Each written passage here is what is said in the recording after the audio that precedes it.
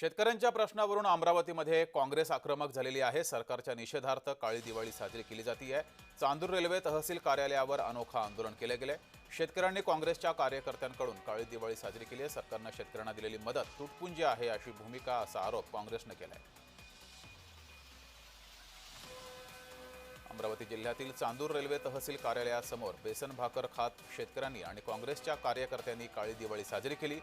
मुसळधार पावसामुळे अमरावती जिल्ह्यातील कापूस, सोयाबीन, तूर पिकांचं मोठं नुकसान झाले आणि त्या विरोधात ही काळी दिवाळी साजरी करण्यात आली आहे। आजची आमची ही काळी दिवाळी बेसन भाकर ठेचा। कारण आत्ताच आमच्या महिलांनी सांगितलं की गहू देत होते पहिले राशनवर, ते आता ज्वारी देऊन राहिले।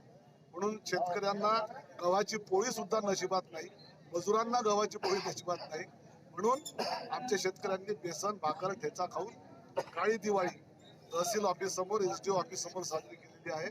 आमची मागणी हीच आहे की सरकारनं कबूल केल्याप्रमाणे हेक्टरी 50,000 रुपये मदत त्याच्या खात्यामध्ये टाकावी आणि त्याचा 7/12 कोरा करावा।